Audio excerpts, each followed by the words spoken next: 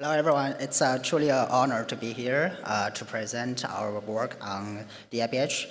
Thanks for the introduction. Just to clarify, I'm actually still a resident of medical physics resident in Mass General, and I'm actually in this summer I'm going to join Emory, which is in Atlanta, to be a physicist. But Mass General is probably one of the first place implemented a vision RT system for our imaging guidance. We basically use that for almost all of our patients, mostly breast patient, extremities, and in another Harvard Medical School affiliated hospital, Harvard Brigham Women Hospital, we also use vision RT system for the surface guidance for SRS of those single isobultimets treatment. But today, my talk is going to focus on is now the time to reduce pore films. Here's my disclosure. And I think it's safe to assume that we all know that DIBH is useful in reducing cardiac dose. And of course, image guidance is necessary for patient setup and monitoring. So here is just a conceptual imaging of that. As you can see, DIBH definitely moves the heart out of the radiation field. And however, if we do not have radiation guidance, right, imaging guidance, it's easily to have larger than 1 centimeter of discrepancies or setup errors, which will compromise treatment quality.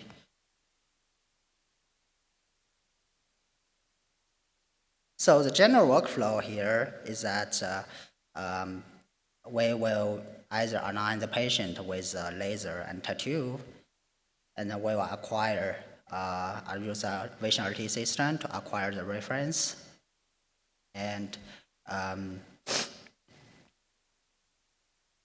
then we'll use other complementary imagings in breast treatment, such as we use like a KV imaging or portal imaging, which is going to be a topic of today, and then we continually monitor the setup during the treatment. In MGH, this slide shows a workflow of that in MGH for our DIBH patient. So on day 1, we will use a clinical setup and a laser tattoo to set it up. And of course, we'll acquire the simulation CT and generate the align RT reference surface from the same CT. And again, then we'll ask the patient to take a breath. Simultaneously, the DICOM, the surface profiles generated from the DICOM will be used for our align RT reference. Then, of course, we'll repeat if we take the pore film, and if the pore film doesn't show that we need to make a shift, then we'll have to do this iteratively, like retake the pore film, then regenerate the reference, and set up a patient until we're satisfied with the setup. So just a note here is that the BH images are actually taken simultaneously with the MV setup verification image. So we're taking the pore films and the simultaneously when the patient is in take a breath hold and taking the reference images simultaneously. On day 2, when we actually treat the patient, we'll clinical setup patient and align the patient with lasers and tattoos, just like we do every day, and use the align RT system. Then ask the patient to take a breath. Then most importantly here is we'll compare, acquire a vision RT image and compare that whether the setup is good, and we'll have the beam on if the discrepancy or residual errors is smaller than 5 millimeters. Otherwise, if it's larger than 5 millimeters, which is our action level, we'll actually repeat it and repeat the setup and until the discrepancies and the setup is within 5 millimeters of accuracy. From this point, we will continue with our current policy of weekly MV portal imaging. So we use a vision RT system to monitor a patient setup daily from day 2. Then we'll use weekly MV portal imaging to verify that the setup has been stay unchanged, or if necessary, it need to be repositioned or even reseen. So the topic today is it's now the time to reduce pore films. As you can see, we use weekly pore films to verify that. But why we want to reduce the pore films? Obviously, pore films adds additional time to the treatment and it delivers extra dose, to the patient. So we ask ourselves this question that if it may be desirable if to position the patient by surface imaging only if reasonable accuracy can be achieved in clinical practice, right? It's simpler, and if it's safe to the patient, it seems like a reasonable way to go. And this study aims to quantify the frequency and magnitude of the pore film shifts for both free bracing and DIBH patients positioned with daily surface imaging. So this is a retrospective study. We're trying to say how accurate, based on the patients we imaged and also taking the pore film, how accurate to compare the pore films versus the daily surface imaging. So how do we do that? Let's focus on DIBH patient first, which is a major point of this study. Is that, as you can see, the vision RT system gives the residual errors for the setup, right? In this figure, you can see it gives you the residual errors for all kinds of dimensions. And as you can see, the deeper inspiration is pretty obvious in the, when the patient takes a deeper inspiration, everything gets smaller. And our action level is 5 millimeters. So if it's within 5 millimeters, it's okay to go. So what this study does is that we actually take the green region, the average of the green region, to figure out what are the residual errors. So the residual errors recorded by surface imaging and shifts per weekly portal imaging were retrieved for 80 DIBH patients, which is 408 treatment fractions. And the residual errors by surface imaging to surface and the shifts per portal imaging were compared. And the rate of failure, which is when the surface imaging technique indicates that, okay, it's ready to go. But when we take a portal imaging, it actually indicates, we need to make a shift. So this kind of, the failure rate was calculated. Also, statistical distributions of residuals among different subgroups are also compared.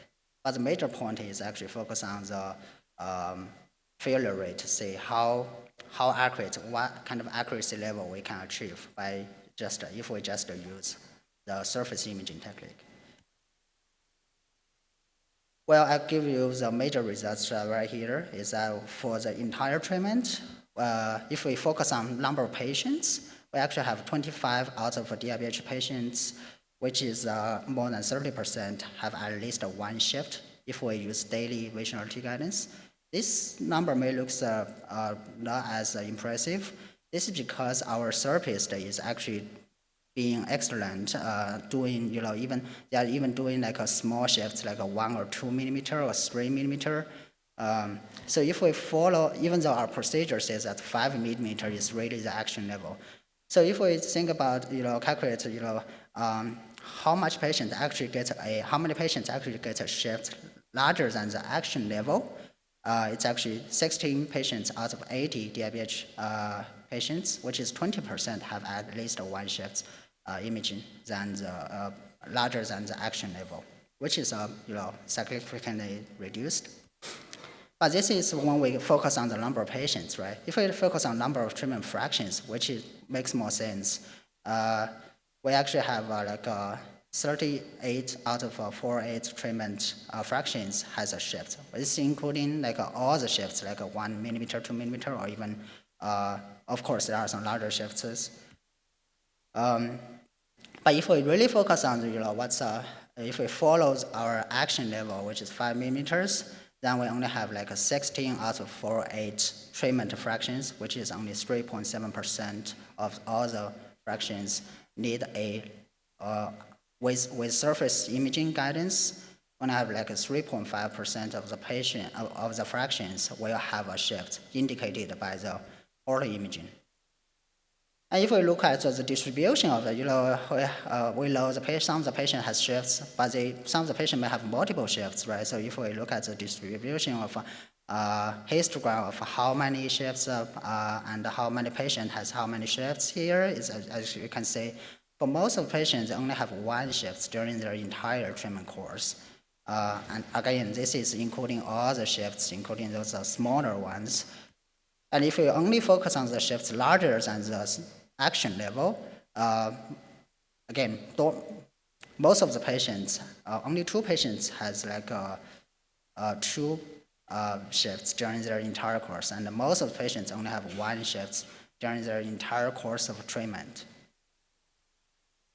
So, this is the results. Looks promising because only 3% of the fractions requires.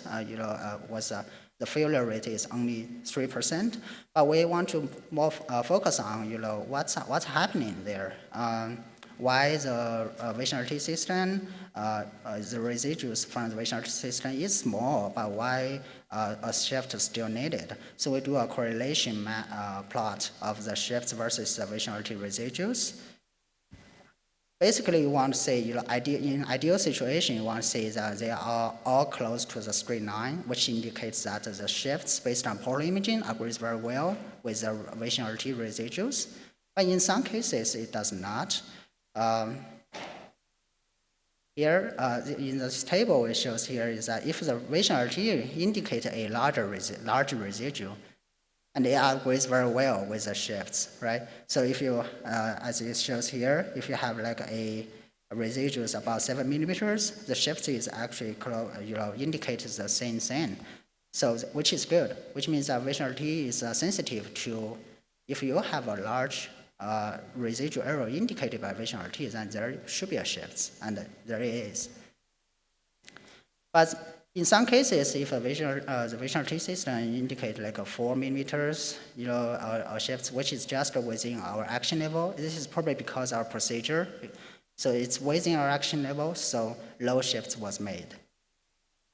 But most importantly, is like we care about this, what's in red, which means vision RT system has indicated a almost 0 residuals. So basically, our therapist is setting up the patient, and patient is getting a breath holding, however, even though the vision RT system indicates there is there is no residual set up almost perfectly, but after taking the port film, there is a shift that was indicated. So if we only use surface imaging for this small amount of fractions, we are going to miss a shift to the patient, and which means likely we are going to compromise the treatment. But again, I want to emphasize that this only happens at a level of like 3% of the treatment fractions. So we did some statistical analyzing of this. The first thing we did is we divide the treatment, all the treatment fractions into 3 groups, like low shifts, small shifts, and shifts larger than 5 millimeter, and we compare the vision RT residuals for these subgroups. And as you can see here, is that the difference in distribution of residuals by surface imaging is statistically significant for patients with and without polar imaging shifts. So the vision RT system is indicating something there, otherwise it won't be statistically significant. But for the small amounts of fractions, it's still not quite clear what's really happening there. It could be really anything, maybe the patient was not taking the breath holding as they usually do, or maybe there are some anatomical changes. Or maybe there is some deformity of the breast volume or treatment volume. So it's for that part is still not quite clear. We're trying to figure out whether there is a correlation between the breast volume between those subgroups. The assumption is here is that if a patient with a larger breast or may make it difficult to sit up, so it may need that could be the reason why why some patient missed the visual T system indicator is good, but still need a portal shift. But unfortunately, with like 80 patients and 400 fractions, we still cannot find a statistical relationship between the patient with and without shift, a correlation between their breast volume and between those subgroups. So it's at this point, it's still not quite clear about why those patients, why these fractions need to, has been failed for this process. So again, we look at what time across the entire treatment the shift happens, because if the shift only happens in the initial part of it, we want to figure out basically what's the time pattern during the entire treatment the shift happens. Looks like it's almost like a uniform distribution, so it could happen in any time for this when the shifts when the portal imaging based shifts happens. So, and again, we compared the subgroups for patients with shifts larger than the action level, 5 millimeters, and the patient with shifts smaller than but they are not very significant. So the major conclusion here is that it could really happen, any place, any time, in either one of the week of the treatments. So we ask ourselves, for those small amounts of patient, which is like 3% of those treatment fractions, what if we're missing the, if we are going to only use surface imaging guidance, what if we missed we're going to miss the shifts? What are the dosimetry effect of that? So we did some simulation, very simple ones, just case study so we intentionally shift the field to like a 1 to 5 millimeter and 10 millimeter compared to the plans without shifting. Then we compare that the dosimetry characteristics to our institutional tolerance. So our institutional tolerance here is that we have a mean hurdles of 1 gray, and we have the non-V5 should be smaller than 65%. In this case, if we assume the shift has been missing from the beginning of the course, obviously if we have shifts at the level of 5 millimeter, as you can see, the long V5 is fine, but the mean hurdles is already over the tolerance. But just over the tolerance. And if we have the shifts missing from the middle of the course, as mentioned, the shifts could happen anytime in between of the during the treatment course. So if the shift missing from the middle of the course, the dosimetry effect could be 5 millimeter. Missing the 5 millimeter shift seems to be fine. For the everything is still within tolerance, but 10 millimeter is always you're going to deliver more dose to the heart, which is not surprise, right? So again, we did the similar dosimetry test for a chest wall patient, and for chest wall, since the heart, probably the heart is more difficult to spare. So if we have like a 5 millimeter shift even from the middle of the course, it's the hurdles is already over. But in the worst case, the hurdles is probably going to be like twice of the hurdles, still smaller than 2 gray. But again, this is definitely out of our institutional tolerance. So the dosimetry effect by missing the shift is going to be an issue. So I have been talking about the DIBH patient, right? We also did a study for lung DIBH patient. For lung DIBH patient, our clinical workflow is very similar, except that we do not have a breath hold, and we do not have the reference when the patient take a breath hold. But what is worth to note is that for lung DIBH patient, our action level is smaller, which is 3 millimeters, and we also use continuous treatment verify the setup with a weekly portal imaging. Similarly, we have the residuals recorded by the vision RT system, as it shows here. You can see those monthly respiratory motions in the residuals, right? So we just calculated the mean residuals based on those patterns recorded by the vision RT system. And for this, we have a 65 long DIBH patient, which is 248 treatment fractions. And again, similarly, we calculate the residual errors and compare to the shifts per the portal imaging. The rate of failure when the portal imaging indicates a shift, but the surface imaging is fine, was calculated, and the statistical distributions of the residuals were compared. So the conclusion is here is that keep in mind that now we have an action level of 3 millimeter, which is much tighter.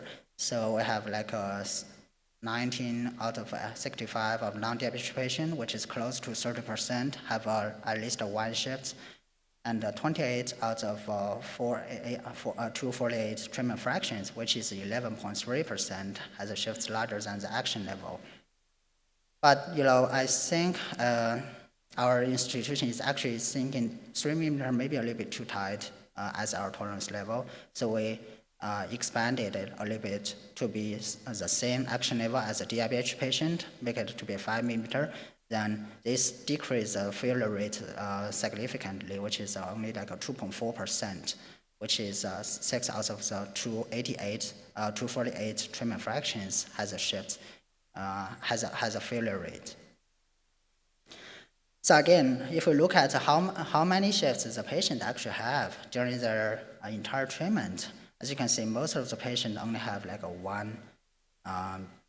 Actually, if the shift is larger than 5 millimeter, all the patients only have one shift. So there is no patient with multiple shifts required during their treatment. Similarly, we did the correlation plot, and we only found one fraction that the vision RT indicated a relatively large residual, but the shift was 0. But this is really the concern we have. Remember, we have like 6 fractions out of 248 treatment fractions which is failed. And they are all like this. Vision RT indicate a very small residual, but we actually make large shifts. So this is something that at a very low probability it could happen. Then we look at the distributions. Again, no surprise is that the difference between the distributions of the residuals by surface imaging is significantly different for patients with and without portal imaging shifts smaller than 5 millimeter. And the difference is not significant for patients with shifts larger than 5 millimeter. The reason is that because for any patients larger than 5 millimeter, the residuals are actually very similar to the residuals for the patients without shifts. And there is no significant difference observed in treatment volume for the subgroup, which is unfortunate because we hope to find the underlying reason for why these patients, but it clearly still needs more investigation to figure out why for some of the patients, some of the treatment fractions, the surface image guidance system actually failed compared if you believe the portal imaging is the gold standard. Again, it could happen in any weeks of the treatment, and the temporal distribution of shifts larger than 5 millimeter is it's actually significantly different from the distribution of the shifts here. So we did a dosimetry test for a right side breast patient. And for right side, heart is not an issue at all, in most of the cases. So even though we assume there is a 10 millimeter shift from the beginning of the course, the heart dose is still well within our clinical tolerance. So this is obviously a good sign, which means that even though we have a very low probability of missing the shifts for right side patient, the dosimetry effect would be not that significant. So here we are curious about, is there any statistical difference between the DIBH and the non-DIBH patient subgroup? So we actually compare those subgroup with with breast holding and without. It's good to say that there is no difference in the distributions of the residuals by surface imaging for patients with and without DIBH. So DIBH doesn't induce a significance here. Well, in conclusion, we did a retrospective study, and the initial results indicate that the positioning of breast patient by surface imaging only has a very low failure rate. The failure rate is smaller than 5% for shafts larger or equal to 5 millimeter. The dosimetry effect was due to the missing of the portal imaging-based shaft were estimated, but again, this is still in a very early phase, so we definitely need more study to quantify the dosimetric effect more carefully. But it seems that missing a 5 millimeter shaft from the middle of the treatment course should be fine for DIBH patient, and for non-DIBH patient, missing up to 1 centimeter from the beginning of the treatment should be fine. And how should we move on from here? So this is a retrospective study, right? So we're thinking about this study definitely support a prospective study for further investment and towards a reducing of porphyrins. If you're asking me whether it's now the right time to reduce porphyrins, I would think the trend is definitely there. So we want to reduce the porphyrins if the surface imaging guidance is accurate enough, and the initial results does look promising, but we are thinking about a prospective studies to further quantify it and hopefully figure out why the other patients, some of the patients actually failed. But the difficulty is here, since the vision RT system is already really accurate here. We only have like a failure rate of 3% or 4%. So to do this kind of study, we need to include a lot of patients, probably definitely more than 150 patients we included here to get the data which will be statistically meaningful. So that would be the challenges here.